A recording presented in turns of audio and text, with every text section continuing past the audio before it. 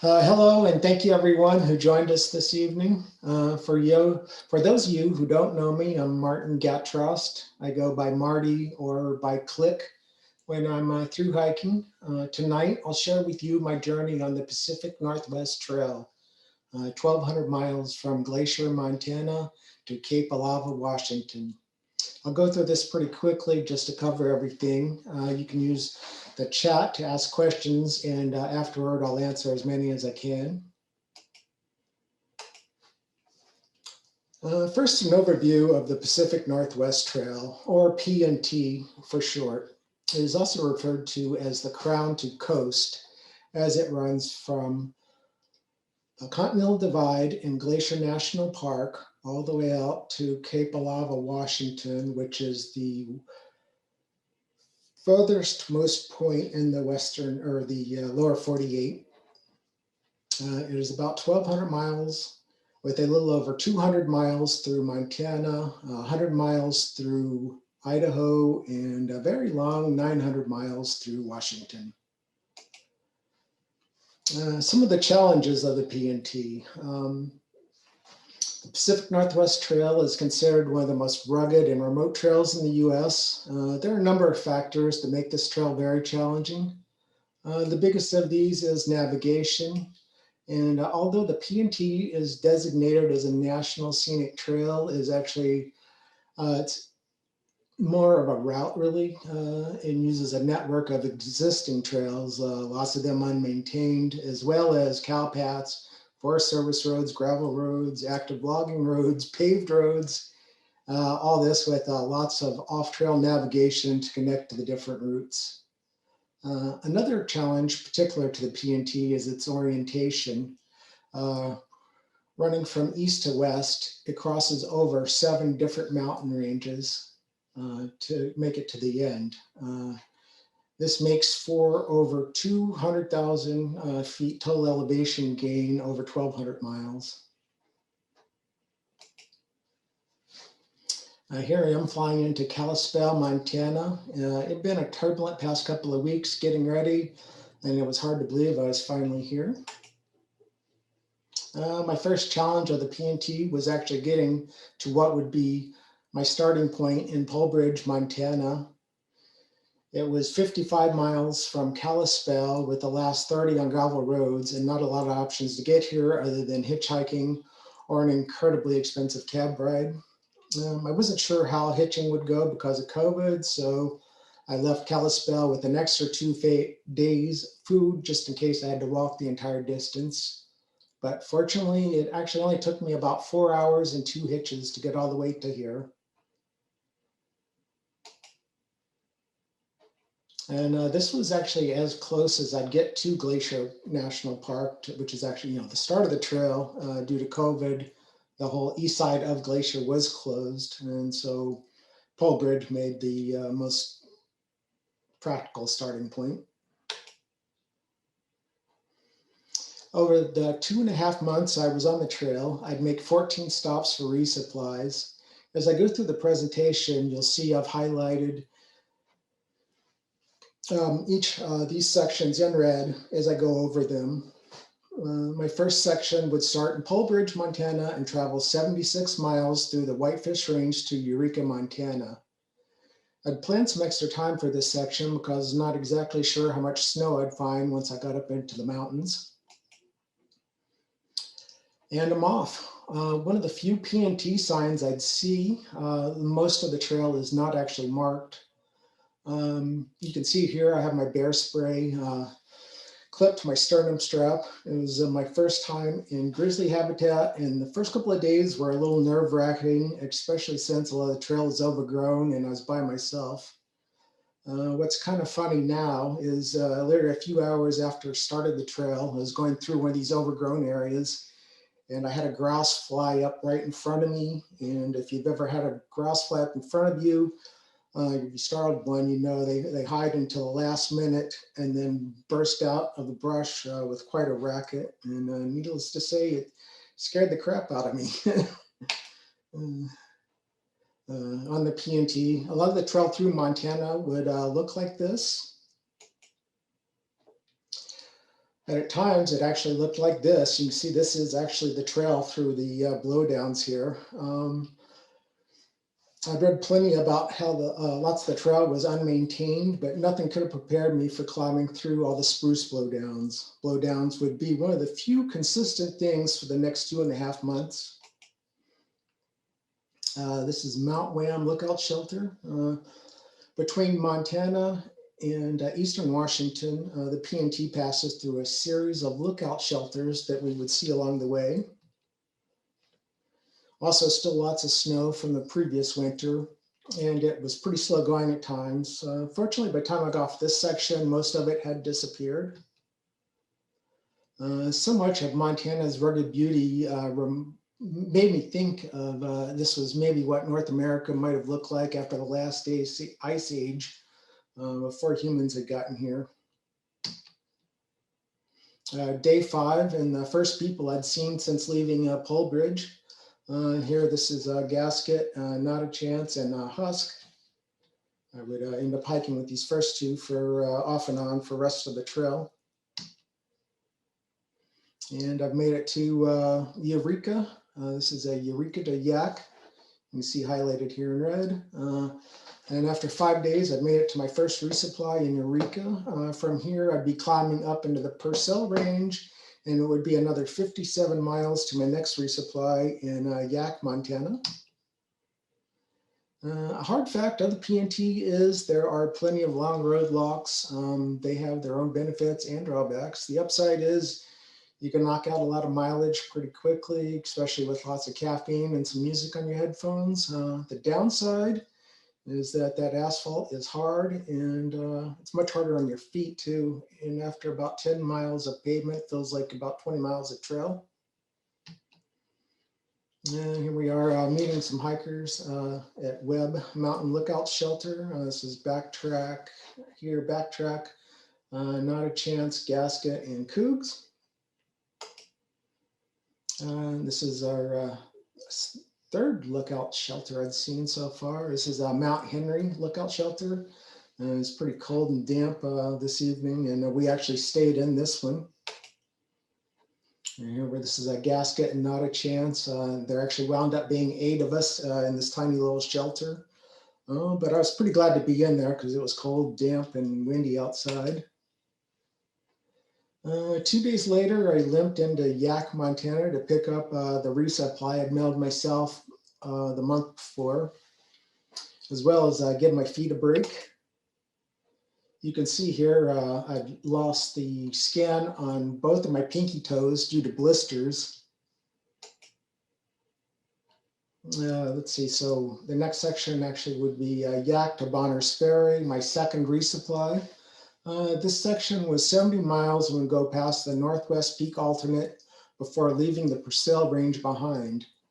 At the end was a 22-mile hitch into Bonners Ferry. Hitching back to the trail from Yaak. For me, one of the things I actually enjoy about through hiking is hitchhiking. You meet a lot of interesting people, and I always enjoy riding in the back of trucks. Cooling my feet in the West Fork of the Yaak River. Later that day, I made it to Garver Mountain Lookout.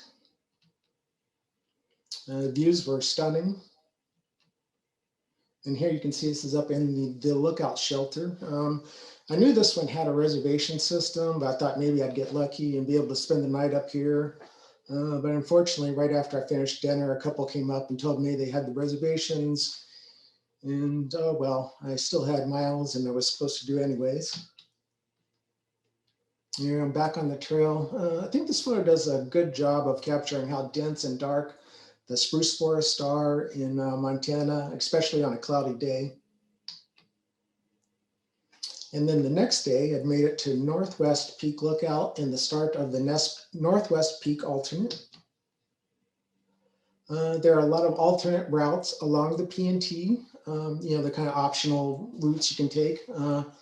But really, there are 2 that concern most PNT through hikers. They are considered rites of passage. The first one that you see here is the Northwest Peak Traverse. It goes right along through here, I think over here, and then back down into the valley. It's a short off-trail scramble and it's considered a warm-up for the second one a week later, which is the Lion's Head Traverse. And here I'm making my way along the ridge line. And hopefully this video is playing for everybody. You can see those mountains in the distance. That's all Canada over there. Looking back at my route, the Northwest Peak lookout where I'd started is actually back on this little peak here. And I was glad to be headed back down to reconnect to the trail. For being considered a warm-up, I was kind of surprised how much exposure there was and made me wonder what was in store for the next one. And this here I'm at mile 217, crossing the border into Idaho. Columbine lily. I'm always trying to balance making my miles for the day versus taking photos, and the two don't always go hand in hand. Yep, nothing had changed in Idaho, still climbing through blowdowns. And Bonner's Ferry to Metaline Falls, my fourth resupply. This 90-mile section entered the Selkirk Range and would include the Lion's Head Traverse. You end up having to walk through a lot of burn areas, but I find even these can have their own beauty. Here's a lunch on the shore of Ball Lake. I was now in the Selkirk Range. It reminded me a lot of the Sierras with its white granite peaks and green valleys, but missing were the hordes of people. In fact, I'd not seen another soul for 3 days. In the distance is the Lion's Head Traverse over here. The Lion's Head Traverse is considered the hardest of the PNT alternates. It's a 7-mile class 3 scramble with route finding along an exposed ridgeline. But what they failed to mention was the bushwhack across this valley here, getting from this ridge over to this ridge, was actually its own challenge and almost as hard as the actual Lion's Head Traverse. Here I'm camped at the base of the Traverse that evening. I was glad I wouldn't have to do that bushwhack on the same day as the Traverse. Weathered old spruce trees close to where I'd camped that night. It started off pretty mellow, actually, but very quickly turned into 10 hours of scree fields, thick underbrush, steep slopes, and some class 3 scrambling at the end of a very long day. Fortunately, there were some breaks in the terrain. You can see the Lion's Head Formation in the distance. I still had a long ways to go. And there's finally, this actually kind of did resemble a lion's head, I guess. This is about 7 that evening. Up to this point, I've been wondering what all the fuss had been about, and then I saw what laid ahead of me. Normally, this would have been a fun challenge, but it was getting late. I was exhausted, alone, miles from anywhere, and out of water. And honestly, I didn't find the exposure that bad, but I think at this point, the greatest risk was being tired and misplacing a hand or foot and either cracking your head open or breaking a leg or something. Constantly scolding myself to put the camera down and keep moving. And the final push, I got this, I think. And the Lookout Mountain Shelter, I'd made it. It had been a long time since I was this relieved to be done with something too, let me tell you. On the way down, I was treated to a beautiful sunset with views of Priest Lake, but my day was not over yet. It wound up being 10:30 before I found water and a place to camp on the shoulder of a gravel road where I promptly put a hole in my air mattress. Fortunately, the next day I had an excuse to stop at Priest Lake to find the hole in my air mattress and take a bath. And I'm really glad I stopped here because after this, I've run into the worst mosquitoes on the entire PNT and probably as bad as anything I'd ever encountered in the Sierras. On the PNT, I had 2 things I really wanted to experience. One was to see a grizzly bear, from a safe distance. And the second was to hear wolves howl in the wild. I never did see a grizzly, but on this evening, as I was setting up camp in this clearing here, I had a wolf howl right behind me in the woods. It was very beautiful, but it was also pretty close to me and it's a little nerve-wracking. Mile 317, crossing into Washington. The northern Idaho Panhandle is only 100 miles wide and goes by in the blink of an eye. Metaline Falls to Northport. I've made it to my 5th resupply. At only 46 miles, this is the shortest section on the entire PNT. Here we are headed back to the trail. This is Petra, Retune, and Second Thoughts. This actually was Second Thoughts' first through hike with almost no backpacking experience. And we were pretty impressed that he'd made it this far, actually. The long climb out of Metaline Falls. You can see the valley that we'd left that morning far below. The mountains of the Kittle Range had gotten less steep, but no less beautiful. Hiker trash bath day on the Columbia River. The water was straight out of Canada and freezing cold. This is a backtrack, Second Thoughts, and Not a Chance, starting the resupply at Trail Angel's house in Northport. And Northport to Republic, my 6th resupply. After a quick stop, we were back on the trail the next morning with 97 miles to Republic. This would turn out to be the hottest leg of the trail with temps in the mid-90s and water getting scarce. Wildflowers covered the hillsides, and every couple of weeks the palette would change as different flowers came into bloom. I believe these are silky lupines. On this morning, just as I was getting ready to put my headphones in, I heard someone running up behind me, and at first I assumed it was either Retune or Petra. But then as it got closer, I realized it was bigger and moving faster. And you know, I spun around thinking I was about ready to be run down by an elk or a moose. And I was actually kind of relieved to see it was a black bear instead. And then as soon as I spun around, he came to an abrupt stop. And I hurriedly grabbed my camera and snapped a few photos before he ran off. But he didn't actually run off. And we just sat there and had a staring contest for a few seconds. And then he actually started coming towards me on the trail. I yelled, "Hey," and I got him to back up about 10 feet. And then we stood there another second. I was like, okay, I'm gonna get off the trail. And I got off the trail kind of uphill to the right here and see if he'd go by. And fortunately, at this point, I decided to get my phone out and record some video. Hopefully all of you can see the video. You can see he's just kind of, once I got off the trail, he actually started going back down the trail again. You can see he's deciding whether he wants to come my direction or the opposite direction. And fortunately, he goes the opposite direction. I don't think he wanted to turn his back on me, I think. Let's see, here we are, Republic to Oroville. This is my 7th resupply. We were all happy to roll into Republic after this long, hot section. It would be another 93 miles to Oroville from here. And you are looking at the Naughty Pine Burger, the burger by which I judge all of the burgers going forward. It is 2 beef patties, ham, bacon, egg, 2 cheese sticks, 2 onion rings, lettuce, tomato, and pickle. Needless to say, by this point, the hiker hunger had kicked in for sure.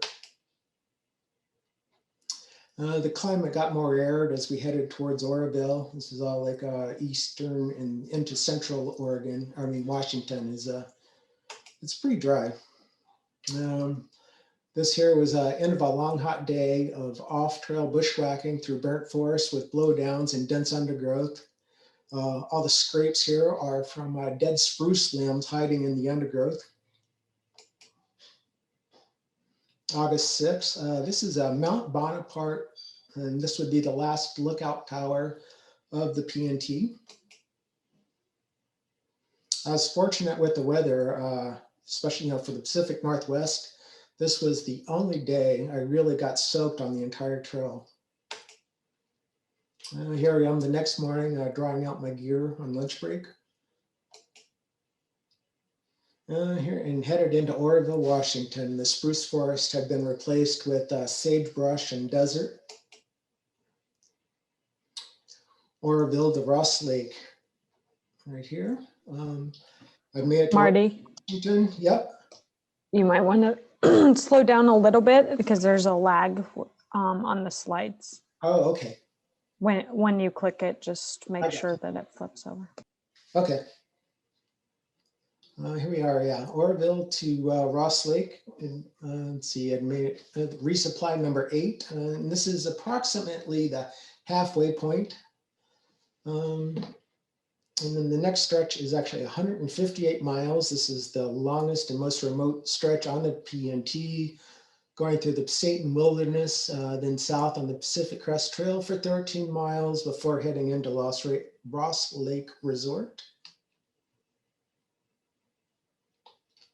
Oroville was a very hiker-friendly town. They were excited to see some PNT hikers come through. Here you can see the sign says, "Welcome PNW trail hikers, Continental Divide to Pacific Ocean."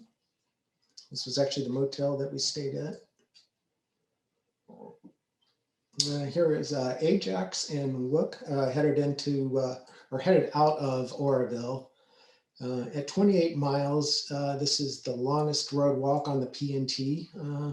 Good thing is these roads get very little traffic, and you can see the mountains here in the distance are where we'd be headed that day.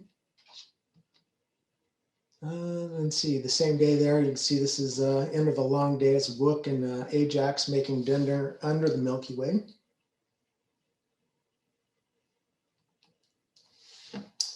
And then some mornings you wake up in a cow pasture, as the next morning. And here we are finally entering the Pasayten Wilderness.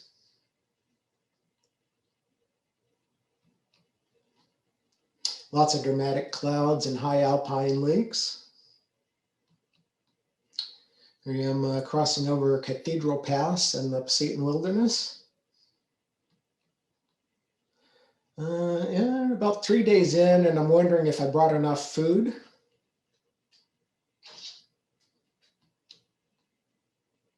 My first view of the Cascades, you can see in the distance there. Yep, this is the trail right through here. I was excited to be getting close to the PCT, but the PNT was going to make me work for it. Yeah, finally, the next morning, I'd made it out of the valley full of blowdowns.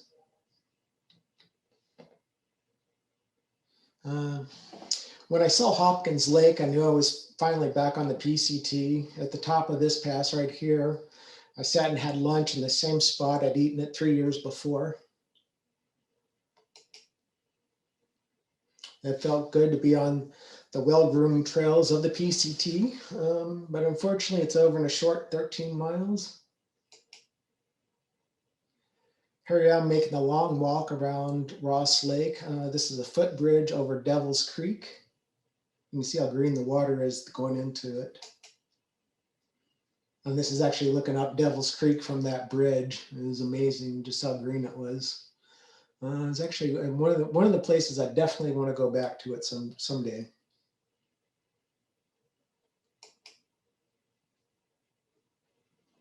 And at one point the trail actually goes across Ross Lake Dam.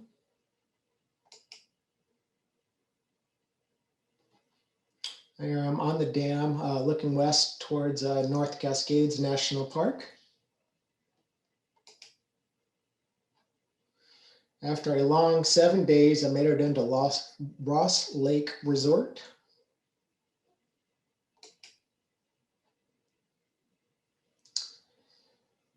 I arrived here pretty low on food and spirits for the last couple of days. The only thing that kept me going was I knew the resort had a soda machine with ice cold drinks.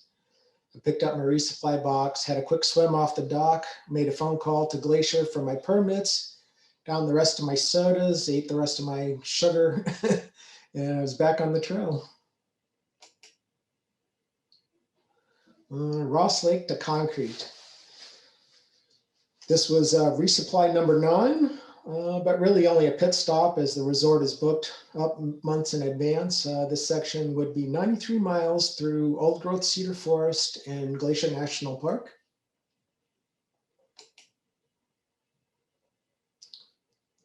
This is a footbridge over Big Beaver Creek.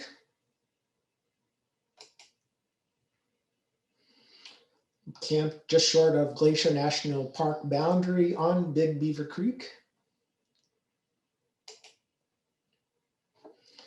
It'd been very hot and muggy, and I was thinking of taking a swim, but I barely made it out above my calves before the pain in my feet told me that swimming in this glacial meltwater would be a bad idea.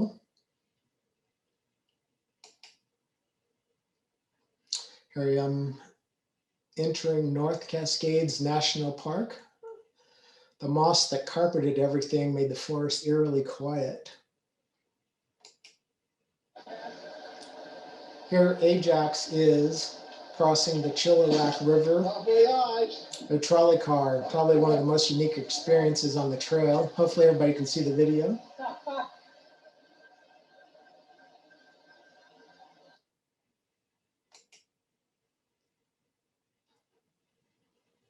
There is a Whatcom Glacier in North Cascades National Park.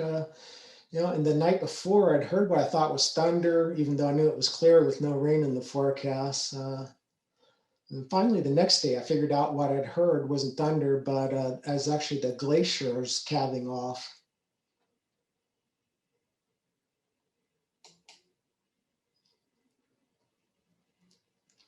Here's Wilk hitching into Cedra Woolley to get some new shoes. Lots of hitchhiking on the PNT. Concrete Washington, Algers, Washington. This is my 10th resupply. It had been 12 days and 250 miles since I'd slept in a bed, had a shower, or eaten a proper meal. Although the only motel in Concrete was pretty run down, to me it felt like a 5-star resort. From here it would be 83 miles through Mount Baker Wilderness and out onto Puget Sound. This section would have lots of time on gravel roads and actually pass through an active logging area as well.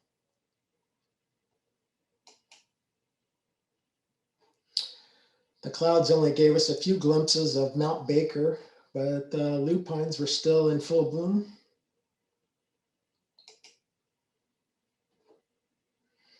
This is Retune and Petra. We'd hoped the blowdowns would be better after the Cascades, but we were sadly mistaken.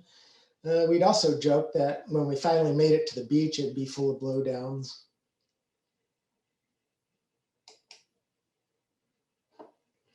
And my ongoing joke was, if your feet have dried out, then you are probably no longer on the PNT. And I think the official logo of the PNT is against the grain, but we all agreed it should be WTF, as you spend most of your days actually saying or thinking that.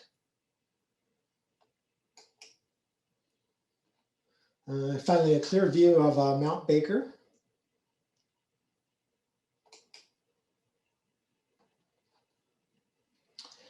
And then here's a retune on an alternate route that climbed up Mount Josephine. And we were glad we took this route because little did we know at the top would be our first view of Puget Sound. It was a poignant moment as we stood there and realized that although we still had a long ways to go, the end was also in sight. Algers to Port Townsend. We made it to Algers in my 11th resupply. Here begins the 88-mile urban hiking section around Puget Sound. It does have lots of small towns with opportunities to eat and ends with the ferry ride from Whidbey Island to Port Townsend.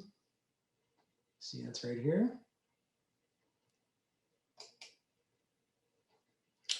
Here I am at Oyster Dome and the beginning of the Puget Sound section. You could actually smell the salt water from here. It's kind of nice. Like I said, lots of road walking on this section. But it does have some perks. We'd made a 900-mile marker in McDoubles.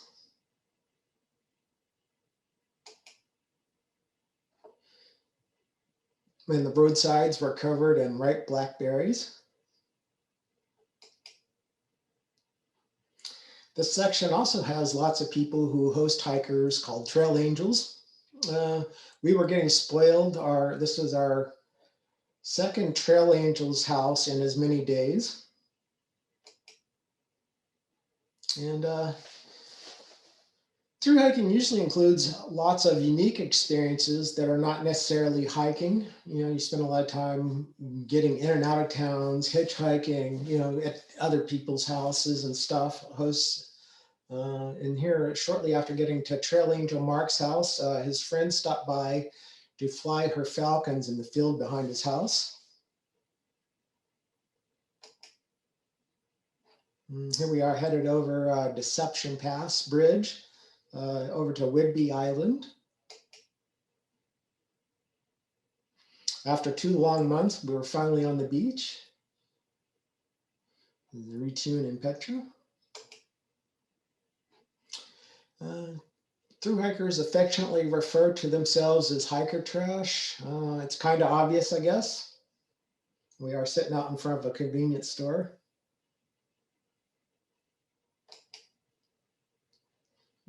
This was our first experience with the tides in Washington, and we quickly learned to take them serious. Fortunately, we all three agreed to turn back on this section, and we just barely had time to get back off the shore before the tide came all the way in. This is our final beach walk on Whidbey Island. We're headed towards the ferry terminal. And here's Retune and Petra boarding the Port Townsend ferry. My buddy Teeth from Seattle picked us up in Port Townsend and grilled us some steaks. Here we are, Port Townsend, Washington to Port Angeles, Washington. This is my 12th resupply. After having it relatively easy on Puget Sound, it was time to get back to work as we left the beaches and headed up into the mountains. The dense forest of Olympic National Park are contrasted by the high alpine peaks. Here, Retune and Petra are making the climb up towards Constance Pass in Olympic National Park. There's Petra cresting the top of the pass. Behind her, you can see 3 of Washington's volcanic peaks. This is Mount Rainier. This right here is Mount Hood. And this right here is Mount St. Helens.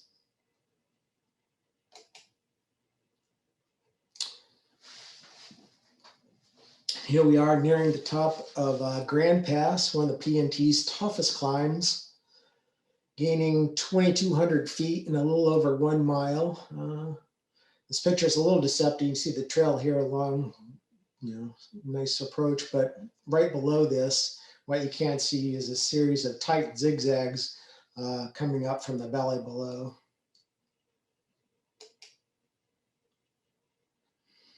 And here we are the next day, I believe it is.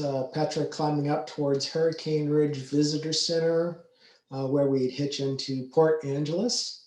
In the background, you can see the smoke from the Oregon wildfires is starting to move in. It's kind of this pink haze in the background. And Port Angeles to Forks. This is my 13th resupply. The next section of the park is called the High Divide. That's the Olympic National Park. It's called the High Divide with dramatic views and high passes before dropping you back down into the Bogachil rainforest. It would be 97 miles to our next and last resupply in Forks. One of the many footbridges in the Olympics. We are on the top of Bogachil Peak. This is Mount Olympus in the distance. There's Petra and Retune descending Bogachil Peak on the High Divide.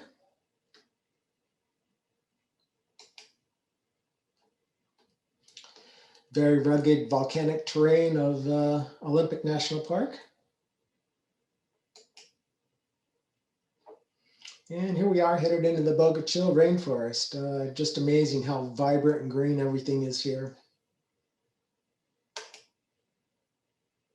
I'm standing on the footbridge over North Bogachil River. This is truly a magical place, though, is the Bogachil rainforest. It's been on my list forever. It was places to see, and it's kind of nice I actually got to see it on my through hike. This is Ritun soaking his feet in the Bogachil River after a long day.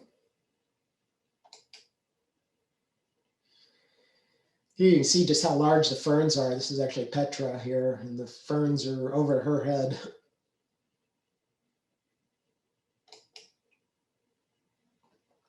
And then last Forks, Washington to Cape Alava. My 14th and final resupply. It was 60 miles to Cape Alava. This is the last leg of the P&T. When we started this journey, the beaches in Washington had been closed, and we spent a good part of our hike not knowing when or if they would open due to COVID, but just weeks before they had opened most of them, actually the ones we needed at least. And long last, we were on our way.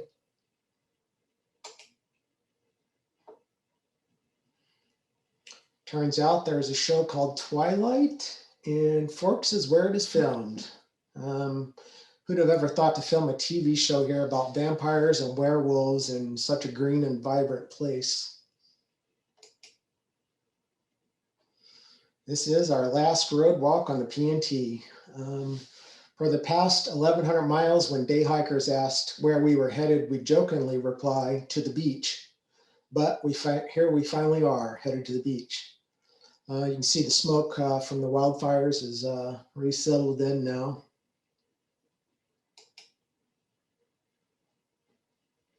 This is our first view of the Pacific as we came out onto the Hoh River.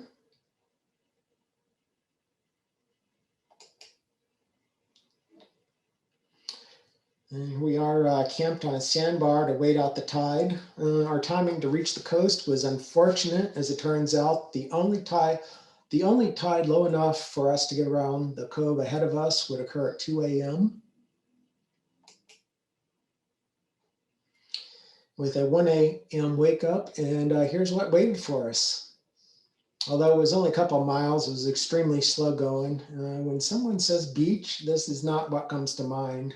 You can see I think that's Petra, and that's reaching. You can see the size of the rocks we are going over. A weary Ritun and Petra, happy to have Jefferson Cove behind them.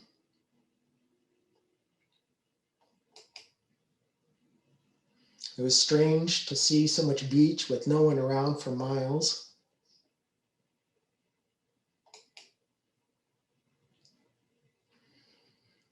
One thing through hiking teaches you is to be flexible and to adapt. This was a good case of that. I'd spent so long picturing, my walk on the beach, like warm, sunny, sandy, leisurely hike. And this was not it. We were constantly hustling to make it past the next tidal restriction, and we were socked in with smoke from the Oregon wildfires.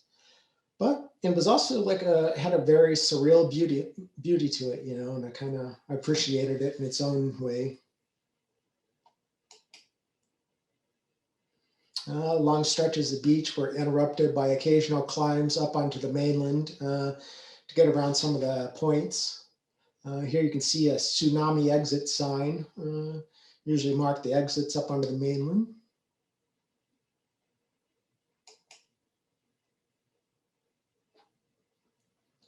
On the headlands, we had sweeping views of the coast and our route ahead.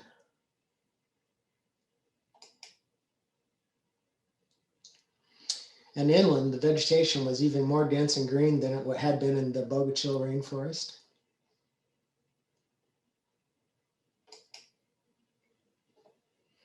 Here we are camped on Third Beach. Sand is not your friend when your tent relies on stakes buried in the ground to hold it up. You know, I was constantly having to dig holes and bury my stakes in them just to keep my tent up. September 13th. We were experiencing both joy and sadness as we realized this time tomorrow our journey would be over and we'd be back in civilization.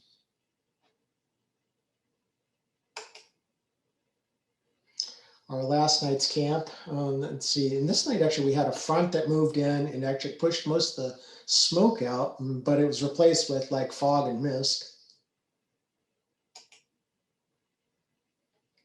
And joke's on us. Remember I said we had joked there would be blowdowns on the beach? Well, there were. Lots of them, actually. There's also lots of tidal pools made for pretty slow going. One last stretch of sand.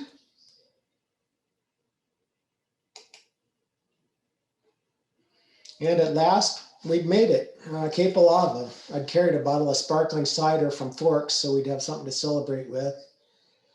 Although I wasn't looking forward to going back to all the chaos in the real world, I was exhausted and looking forward to sleeping for a week straight. And then this afternoon, we'd gotten a hitch all the way into Tacoma. And then the next morning, actually, I woke up in my hotel room trying to figure out how many days food I'd need for the next stretch. Before it dawned on me, I was done.